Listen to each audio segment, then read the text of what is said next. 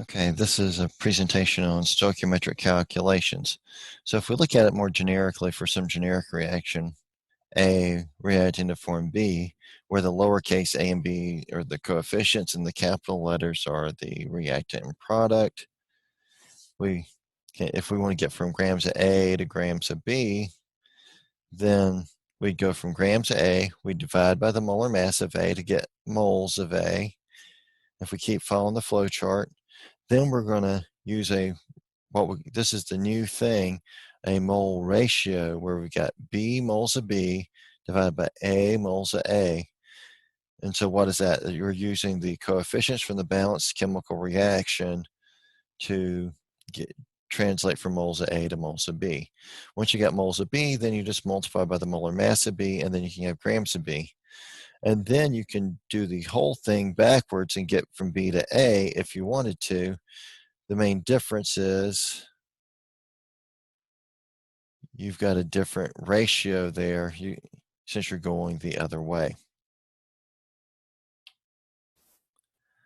You're not going to be able to go grams to grams. You got to get it into moles, then use the mole ratio. So you have to follow that process.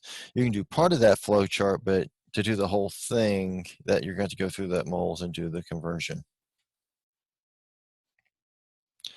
So let's look at an example. How many carbon monoxide molecules are required to react with 25 formula units of Fe2O3? So in this case, we're asking how much of one reactant do I need to react with the other?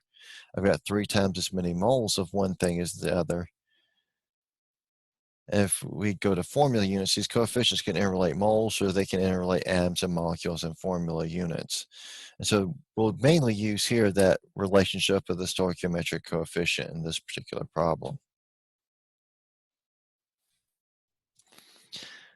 Okay, so let's look at this. So we've copied the reaction over. And so if we got 25 formula units of Fe2O3, we've abbreviated just a little bit to make sure we have space. We're trying to get the carbon monoxide molecules. So for every one formula unit of Fe2O3, there are 3 carbon monoxide molecules. Formula units are going to cancel, and we'll get 75 carbon monoxide molecules. And then that would be our answer. In this next problem, we're going to look at the whole flow chart. We're going to start with 146 grams of iron oxide, and now we want to know what mass of carbon monoxide do we need to react with it. So we're going to have to use the coefficients still, but now we're going to have to do the mass and molar mass part of the problem as well.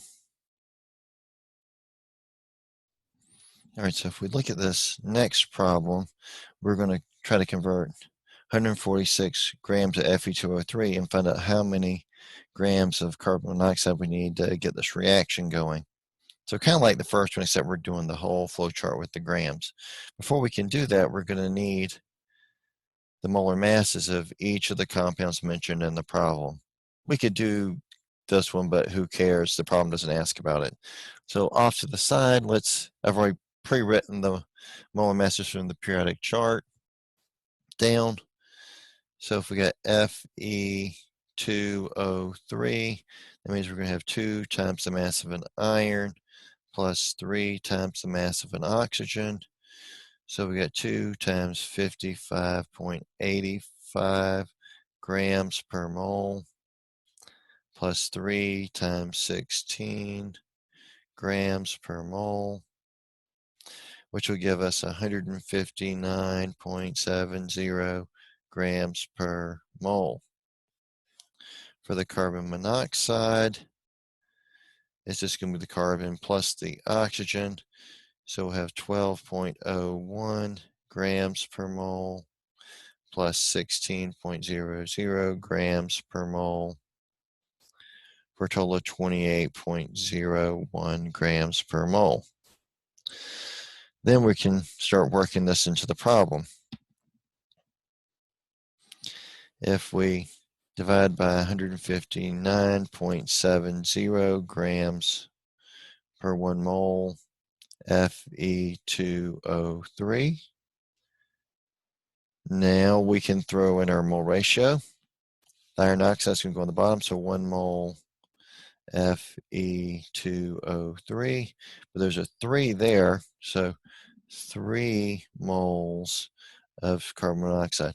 Now the numbers here come straight from the balanced reaction. Then last but not least, we need to multiply by the molar mass of the carbon monoxide, which is 28.01 grams per mole. So 28.01 grams of carbon monoxide per 1 mole of carbon monoxide. And then you just have to run that through your calculator. 146 divided by 159.7 times 3 times 28.01. And looking 3 sig figs. And so we're going to say that I would need 76.8 grams of carbon monoxide to react up the 146 grams of the iron 3 oxide mentioned in the problem.